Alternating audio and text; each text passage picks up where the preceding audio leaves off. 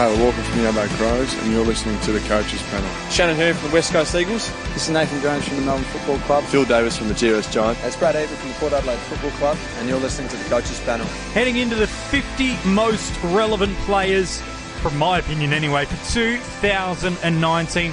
Landing today at the number 44 position is a Sydney Swan defender in terms of his position, but there's plenty of talk this pre-season that perhaps it is the year of Callum Mills moving into the midfield. He is a young star of the game, and there is an opportunity and a need for him to step into the midfield to help talk everything Callum Mills, his relevancy, where he's going to land in a draft, and some thoughts from another fellow Coaches panellist. I got Ben on the line. Hello, mate. How are you?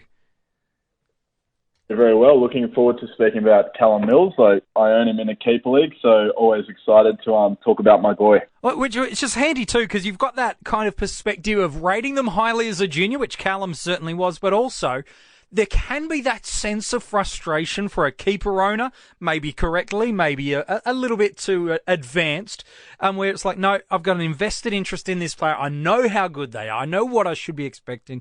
And coaches really are, both in keeper leagues, seasonal drafts, and across all your salary cap formats, very expectant of what this young kid can do. His best score this previous season gone was against the GWS Giants in both formats of the game. It was a 105 in Supercoach and a 97 in AFL Fantasy and Dream Team. Awkwardly priced really across all of your formats, and that's something, Ben, that I think when you look at him in contrast to others priced 10, 15, 20 points beneath, I think the thing with Callum Mills is we're seeing a little bit of a pattern with Jacob Hopper the day before, is players that are around this sort of 80 marker, you're expecting premium numbers out of them, top 10 averaging or there and thereabouts. Otherwise, it's probably a little bit of a failed selection. Yeah, absolutely. I mean, in 2019, you were selecting Callum Mills. If you're going to pick him in Dream Team, Fantasy or Supercoach, you're selecting him to be a keeper. And if we're looking at a keeper in say, Dream Team, for instance, we're looking at essentially a 90 average. Yeah. And even, potentially you want a couple of points up from that. So, yeah, he's the type of guy that's about 20 points, 15 to 20 points below where we want him to be. But, yeah, you can't be selecting him for for an advance in the cash. You can't be selecting him as an upgrade somewhere down the line. You're selecting him to be there come round 23 on field. Yeah, no, it's so true. As a junior, though, he was, by many draft scouts, kind of the most complete midfielder in the draft. And if it wasn't for injuries, look, he went early anyway, due to the next generation academy selection. But if it wasn't there, he was probably him and maybe Hopper, like one of the best midfielders in that draft. I remember as a bottom major, in a Swans reserve game, he picked up 40 disposals in the kneeful. I know the quality of that competition isn't that of, say, a VFL, a Sandful or a Waffle, but still, to be 16, 17 years old, competing against men, getting 40 disposals, using that big-bodied frame that he had even then, is really impressive. What put him on most fantasy coaches' radar was his debut season. He was probably one of, if not the best cash cows we had that year. He ended up going on and winning the Rising Star Award. 2016, he averaged 72 in AFL Fantasy and Dream Team, played every game, 77 in Supercoach. Not bad for a guy that was used predominantly as a midfielder in his junior days, but was used almost exclusively off half-back. I think what excited me, Ben, the most was those final 9 games of the year. We started to scratch a little bit of his potential. And during those final 9 games of his debut season, he averaged 85.4 in Dream Team and Fantasy, didn't drop his scores below 73, while during that same 9-game stretch in Supercoach, 87.5 was his average, a lowest of 74, hit the 100 mark a couple of times through there. This is off half-back.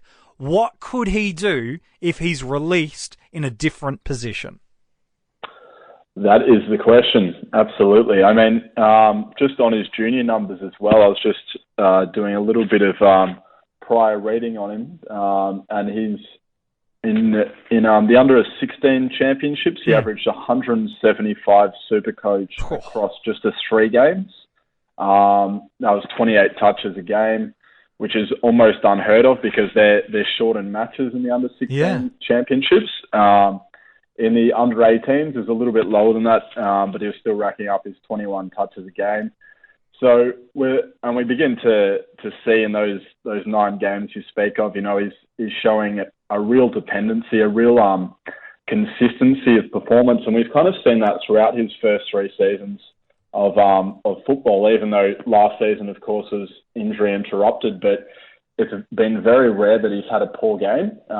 Do notice in the second year that he played, he actually got injured against Melbourne in round 15 and scored a 1. So his average is a little bit more like mid-70s rather than high 60s.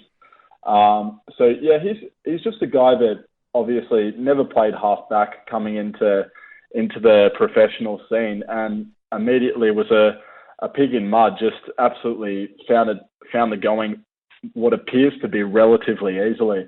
And so we can only imagine what he can possibly do in his preferred role, in a role that really lends itself to his skill set, which above all else is his aerobic capacity, his ability to run all day. So look, it's very exciting. The question becomes, what is the likelihood of him playing as a full-time midfielder in 2019?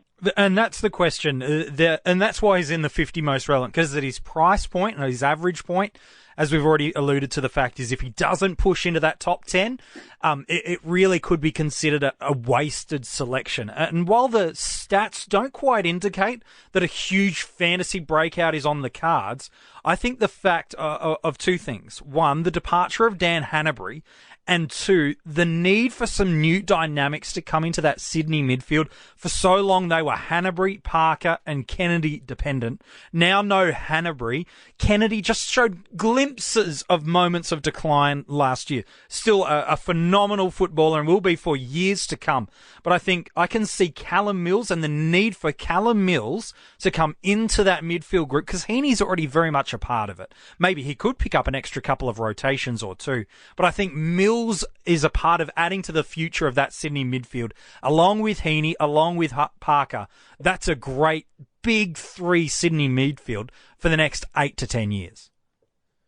Yeah, you'd think so. And just on Heaney as well, because it is an important point. He's the name that immediately came to my head, and I'm sure all the listeners as well, is Heaney's very much required up forward in a lot of instances for the 2019 season, because obviously Lance Franklin is the guy that they're looking forward to, but short of him, they really do struggle for targets that can actually win the ball at ground level as well. Heaney is superb in that role, so I don't think that we're really going to see, at least in the short term, Heaney play exclusively as a midfielder. Similar to Luke Parker, I think they're always going to have large stints forward. Mills is a little bit different, obviously. He's shown that he's capable down back, and I just think that, look, the term stale is possibly a little bit too harsh, because Sydney were still very competitive last year, but they possibly just want to inject a little bit more youth into there. And obviously a guy like Callum, he really has bided his time, and he is much loved from all the reports you hear about Sydney and the culture that he brings to the club. So look, at the end of the day, I know he wants to be a midfielder. He's stated that on numerous occasions, and you feel like it's just a matter of time before it does eventuate. And look, I think it's going to be very, very desirable to own him when he does get that new role, whether it happens this year or whether it happens in 12 months' time. But with the departure of Hannebery, you think it might be more likely this time around. Well, there's the opportunity there, and that's the thing, because sometimes we can make these speculations. We've done it already in the 50 most relevant. No doubt we'll do it again over the next 40-odd players that have come. The thing with it is there is an opportunity that presents itself, and while he's not a carbon copy of Dan Hannebery, and really Sydney don't need that, he does have many of the same qualities of Dan, has some weaknesses in contrast and has some strengths in contrast to Hannebery as well. But I can really see, as you've mentioned, that Sydney midfield, for them to go again, that's really been the strength of their side. They've been very buddy dominant. They've had some real warriors through their backline over the past couple of years. If they're to go again, And I think while they've got Franklin, while they've got Kennedy, while they've got some of these just absolute incredible generational players in Franklin anyway, it's worth going again. And I think for their midfield to get better, it requires Callum Mills to go in there. You've said, he's stated that countless times. He's fine-tuned some of those kind of little rough patches of his game. He's fine-tuned them now as a half-back. I can really see him pushing higher up to the ground. But it is, like many things in the preseason, you want to see it in the JLT to give you that confidence, don't you? You do. It really isn't the be-all and end-all to me, because there is obviously a lot of different and odd things that are going on in the JLT that won't really eventuate come the regular season. So we'd always have to be mindful of that, and I'm sure there's going to be someone that absolutely goes bananas in the JLT. We all jump on and it proves to be a poor selection, but that's the way it is. But I think with Callum, we probably need to see a little bit more midfield time, but as possibly even more importantly, we might need to hear it from John Longmire saying that Callum Mills is going to be a midfielder this year. If I hear that, I'm not too concerned about the JLT. Of course, coaches have in the past told us fibs. So Never. But I mean, if I do hear that from him, then I'm going to be a little bit more excited, because at the end of the day, the other issue just with the JLT is because there are so many different permutations, and because the squad isn't the regular 22, he may play a full midfield game, but that may be purely just to increase his fitness. Yeah, exactly. And it might not be representative of him actually where he's going to play. So just keep that in mind. But at the same time, obviously, if he is playing in a role we like in the JLT, it might be time to get a little bit excited. Look, even to the start of last season when he was playing off halfback, 2 of his opening 3 games across all formats, he went 90 plus. So he's got the capacity to score well enough to be a premium defender, even if he only gets a small amount of midfield increase. And that's why, for me, he makes the 50 most relevant, because if he does transition into some substantial midfield minutes, you can see that growth of 15 points per game comfortably, maybe more if it's more midfield time. It's going to be interesting to see. But like you said, you want to hear it out of the mouth of the coach to give you that full confidence to go there. But I think given what he's done from halfback, given what we've seen him be able to do in his junior days, I'm really excited at the potential of Callum Mills and what he may be able to deliver for us in 2019. When it comes to drafts, though, this is the interesting one, Ben, because there's always a bullish coach on someone on a breakout in every draft. But depending on when you hold your draft, the scenarios that happen around that, how many people, all those variations that can happen in your draft, I can see a real massive range of where he goes. If he plays a couple of midfield games in the JLT and your seasonal draft is just a week or 2 after that before the season starts, then I can see people jumping crazy early on him and picking him up as a D2 and feeling confident about that. Equally, I can see him kind of sliding back a little bit in terms of how people rank him, because he's currently ranked within the range of around that 40th defender, depending on the format you play. However, his return on investment could see him anywhere from a small boost with just, normal kind of growth on him, right up to playing inside the top 30, 20, top 10. Absolutely. It's going to be a very interesting thing to see where he does go for each and every draft. Of course, the Keeper League ones are even a little bit more exciting from my personal perspective. Yeah. But I think with him, you'd be very happy with him as a D3, I think. I think if you could get him as a D3, that's where you'd want it. Yeah.